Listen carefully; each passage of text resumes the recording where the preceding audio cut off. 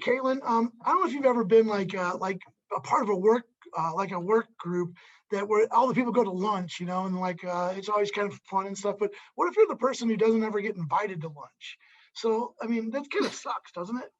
Yeah, Well, of here's course. this lady. She's actually in the United Kingdom, and she works for a car dealership. And she actually won a lawsuit against her employer for discrimination because she was not included in their lunch plans.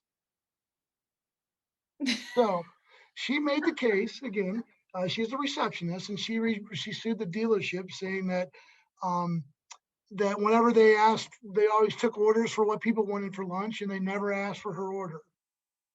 I And she don't was mean to laugh, offending. but like it's just like we're getting a lawsuit over this. Like that's what I'm laughing about. No Well, one likes to be excluded. I've never heard anyone suing their coworkers for you didn't take my lunch order. well, there's a little bit more to the story though that I did a little bit some digging on Okay, this, tell and me the deets. it turns out the receptionist actually had sued the dealership against a sexual harassment claim. And Ooh. she ended up winning and was continuing to work there. So everyone else on the staff did not really like her that much. Yeah. Does that change your story, your opinion a little bit, or I mean, of course, if you're it's so hard to say, like that's hard to it's hard to explain, I guess, situationally. If you're the person that's filing harassment, it shouldn't be discouraging to file harassment cases. Everyone should, if that's happening to you, you should file for it. But unfortunately, when you do file for something like that, you kind of lose this like position in a company where, okay, well, you're not going to be invited. yeah? I don't know. It's Why would she stay though? Like I mean I don't know. That's exactly. just kind of And like like you're odd. keeping yourself in that situation. And at that point, you're again causing more drama into your workplace and you're now suing for not getting your lunch order taken. Oh, that's a tricky No. one. I don't know if some harassment things are going down, you got to get out of there, I will right? say this. That's odd. It's That is definitely odd. odd. That's very odd. All right, let's go to the next one. So, you went to school in San Francisco, right? Yes, So, San there's a lot Francisco of kind State. of little oddball people there. People maybe a little off kilter a little bit, do some strange things. So, um, apparently, there's a guy in airline passenger on JetBlue was flying from New York into San Francisco, and he's walking through the airport with a bag of white powder, and he's actually sniffing, snorting the white powder as he's getting into the plane. Or when he's on the plane, he's sniffing this bag of white powder. And of course, the passengers are like, up in arms, like, you dude, you can't do that. Like, that's not something we do. And No. so, continuing on, the crew approaches the guy. Well, the guy gets belligerent, starts swinging at people, becomes a big incident. So I mean, what's going on with that whole deal? That's rage, isn't it? Something triggered that guy. I mean, if someone's snorting a substance on a plane, aren't I mean, if what are you in TSA like doing some sniffs? I don't understand how you're not getting busted. Kind of brings the question: what is Immediately the arrested? TSA doing? Like, why are we waiting in these long lines if they're not catching a guy with a bag full of He's bringing it powder? on his carry-on in his little wallet. He's got a little baggie, and how is that not being caught? I don't know. It's again, we go back to our point of the segment. It's odd. And of course, poor San Francisco. It's like, oh, classic New York, classic San Francisco people, wherever direction he's coming Yeah, from, wherever exactly, home he exactly. lives So you in, don't know probably quite common in where he both originated from, cities. but so I found this other story. I thought this was really kind of crazy.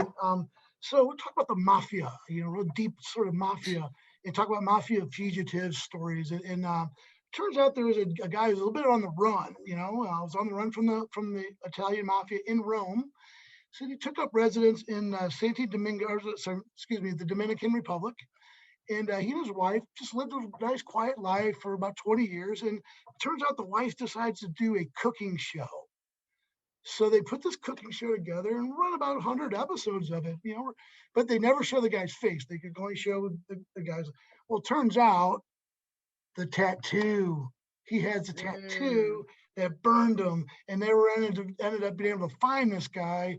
He was 5,000 miles away from where he was originally committed this crime for embezzlement and drug trafficking was the crime. But that's tough. Yes, that is really tough. I And mean, I always, I mean, it's how do you not know that your tattoos are somewhat of a signature of yourself? That's like yeah, the first thing that the cops document, or when they notice, or when you're going to be investigated, yeah, is do they have anything that's gonna make them stand out? Do they have any markings on them, any kind of birthmark, any tattoos, any piercings? And yeah. you're on, even if it's not even viral of a cooking show, you're putting yourself and your body on the internet. They And will find you. the thing that gets me on that, Caitlin, is you know, just an innocent little guy just trying to start his life, and now all of a sudden he's got the Italian mob, the real Italian mob after him because he and his wife put on a little cooking show. And believe it or not, the ironic thing is the cooking show, they made Italian cuisine. That's like a double whammy. Like that's just terrible. It's Well, sad, it's honestly. terrible, it's sad, and that's odd. It's odd, That's odd. strange. Let's go to our next one, and this will be our last one. So, do you actually know where a town of it's called? I think Tehachapi, No. California. Don't know anything about Kayla it. Choppy? Tehachapi. I'm gonna Okay. guess NorCal. Yeah, it's probably one of those mysterious California towns that always does like We're in the middle of nowhere, weird stuff. Yeah. So, California. but so apparently this woman who lives in there, she apparently lives right in the spot where giant California condors migrate every year. So in her house, she's got 20 condors, and again, these are huge birds pooping everywhere. And again, I mean, they tore up her spa cover, her decorative flags, and all her lawn ornaments got screwed up. And basically, she doesn't really know what to do. These condors have taken up residence in her house.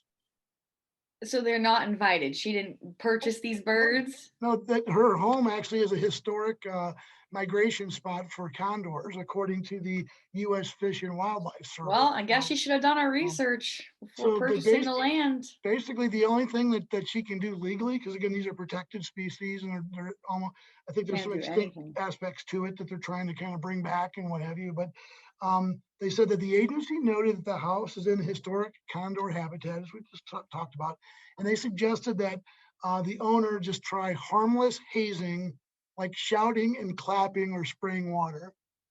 Get off Those my birds are lawn! coming right back to where they were. Get off my They're lawn! not leaving. They are not leaving.